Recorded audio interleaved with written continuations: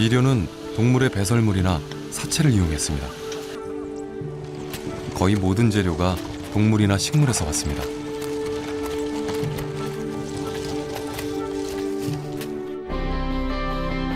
그렇다면 현대인의 삶은 어떤가요?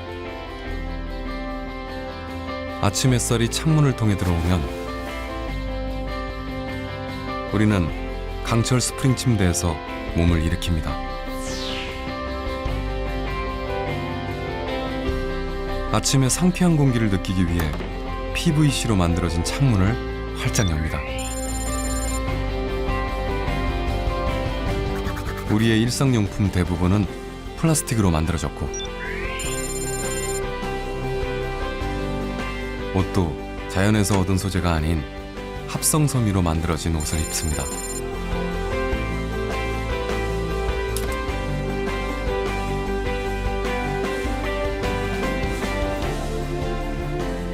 그리고 폴리우레탄으로 푹신한 쿠션을 댄 신발을 신고 집을 나섭니다.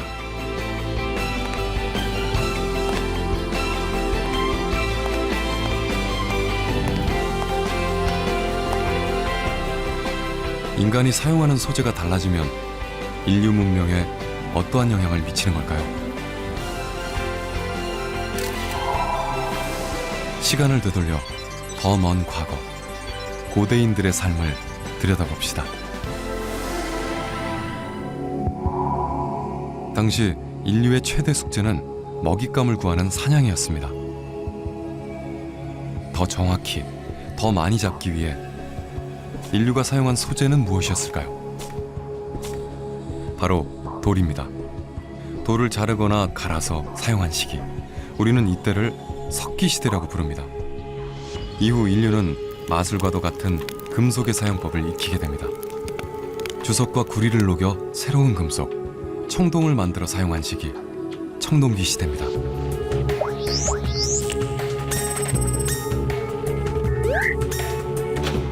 소재가 시대를 구분하는 열쇠가 됩니다. 청동기 시대 다음에 나타난 소재는 무엇이었을까요?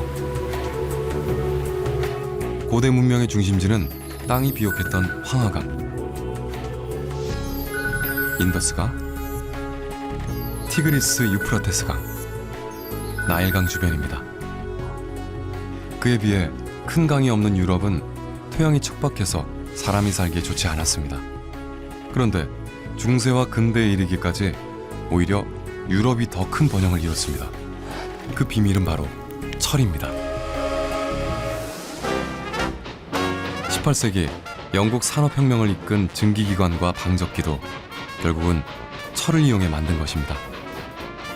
철은 이전과는 비교할 수 없을 정도로 눈부신 경제 발전을 가져왔고 영국은 200년 동안 세계 경제를 이끌었습니다.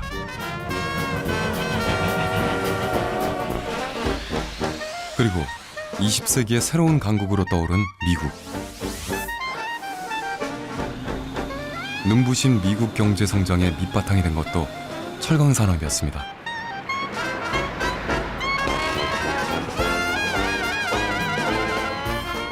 소재가 새로운 문명의 문을 열고 국가의 흥망성쇠를 좌우하는 열쇠가 되는 것입니다.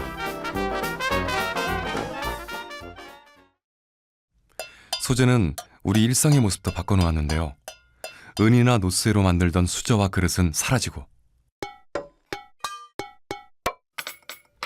녹슬지 않는 새로운 철, 스테인리스강 재질의 주방 용기로 교체됐습니다.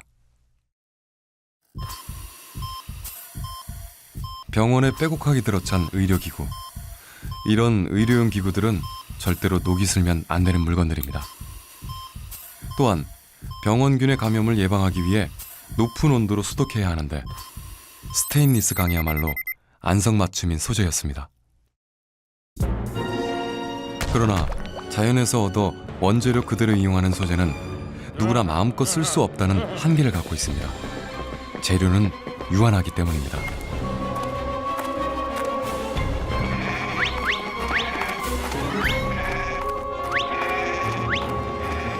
유한한 소재는 가격이 비싸질 수밖에 없습니다. 그러면 부자인가 그렇지 않은가에 따라 누군가는 소재를 풍부하게 사용하고 누군가는 그렇지 못하게 됩니다. 경제적 빈부차에 따라 소재를 이용할 수 있느냐 없느냐가 갈라지고 상류층만 고급 소재를 독점했습니다. 그런데 당구공 재료의 유한함은 뜻밖의 결과를 가져왔는데요. 원래 당구공을 만드는 데 쓰인 재료는 상아였습니다. 상아 한 개로 최대 8개의 당구공을 만들 수 있었는데요. 당구가 일반인들에게 보급되면서 당구공 수요가 급격하게 늘어났습니다.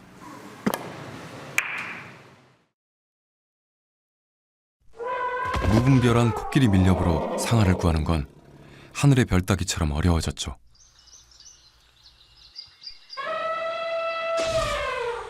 결국 미국의 당구공 제조업자들은 당구공의 새 재료를 찾는데 $10,000의 상금을 걸었습니다.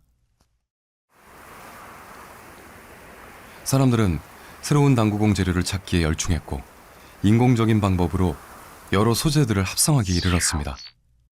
그때 셀룰로이드라는 플라스틱이 만들어졌습니다. 셀룰로이드는 지금도 탁구공을 만드는 데 쓰이는 소재입니다. 하지만 셀룰로이드 플라스틱엔 천연 고분자 물질이 들어있기 때문에 최초의 인공 소재 플라스틱이라는 이름을 얻지는 못했습니다. 그 후 미국의 베이클랜드가 아무도 눈여겨보지 않던 논문에서 중요한 힌트를 얻었는데요. 베이클랜드는 실험실을 마련해 논문에서 본 대로 페놀에 포름알데히드를 첨가해 계속해서 새로운 물질을 만들었습니다. 하지만 최종 결과는 실험실 유리 제품에 붙어 제품을 못쓰게 하는 수지 물질일 뿐이었습니다. 식물이나 나무, 동물에서 나오는 액체가 굳은 것을 천연수지라고 하는데 물에는 녹지 않고 알코올, 에테르 등에만 녹습니다. 그런데 베이클랜드가 만들어낸 수지는 어떤 용매로도 제대로 닦아낼 수가 없었습니다. 베이클랜드는 이 문제를 아예 뒤집어서 생각하기 시작했죠. 수지를 더 단단하게 만들 수는 없을까? 결국 그는 수지를 알칼리성 촉매로 가열하면 처음엔 부드러워지다가 돌이킬 수 없을 만큼 단단해진다는 점을 발견했습니다. 그리고 드디어 1909년 자신의 이름을 딴 물질 베이클라이트, 최초의 인공 소재 플라스틱을 발명해냈습니다. 전 세계 제조업체는 베이클라이트에 열광했습니다. 전기를 안전하게 사용하기 위해선 절연 물질이 필요했는데 바로 베이클라이트가 적합한 소재였습니다. 또한 라디오용 값싼 캐비닛뿐만 아니라 단추, 전화 케이스, 카메라까지 베이클라이트로 제조했습니다.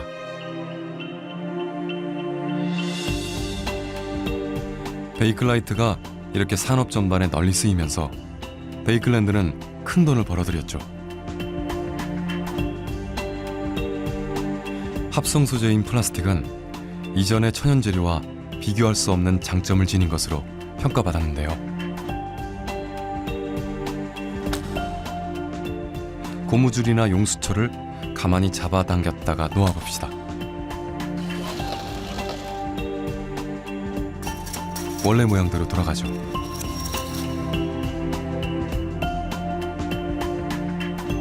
손가락으로 피부를 잡아당겼다가 놓아도 원래대로 돌아가는 탄력이 있습니다. 그렇다면 비닐을 한번 잡아당겨 봅시다. 늘어나면 다시 원래 모습으로 돌아가지 않습니다. 이처럼 한번 모양을 만들면 원래대로 되돌아가지 않는 성질을 가소성이라고 합니다. 뛰어난 가소성을 지닌 플라스틱은 모양, 색상, 무게, 강도 등을 쉽게 조절해 만들 수 있고 날씨나 화학 물질에 의해 잘 손상되지도 않습니다. 인공적인 합성품이 속속 만들어지고 있던 1920년 독일의 유기화학자 슈타우딩거는 폴리머, 즉 고분자 물질이라는 개념을 고안해냈습니다. 고분자란 수천 개의 작은 원자군이 한데 모여 하나의 커다란 거대 분자를 형성한 화합물입니다.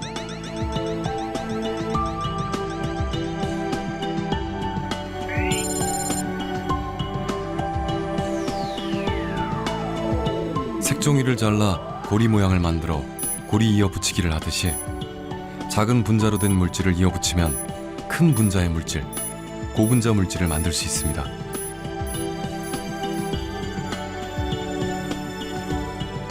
고분자 개념이 알려진 뒤 듀퐁사의 연구원 월리스 캐로더스는 나일론을 발명했습니다.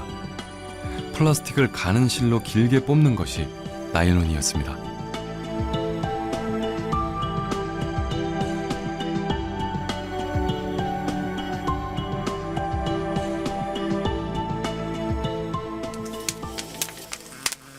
플라스틱은 더욱 다양한 형태로 응용됐습니다. 옥수수에 버터를 발라 잘 구우면 팝콘이 되고,